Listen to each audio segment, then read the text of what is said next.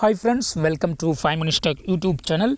Here is iQOO Z9s 5G smartphone. In this video, you will learn how to activate eye protection in your phone iQOO Z9s 5G.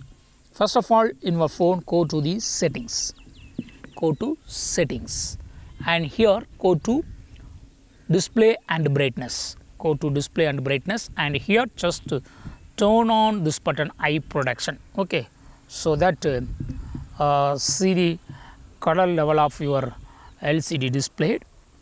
See, somewhat yellow color has been added to your phone display, okay. So this is for protecting your eye, okay. So in this way you can easily turn on or activate eye protection in your phone iQOO Z9s 5G. That's all friends, thanks for watching, bye.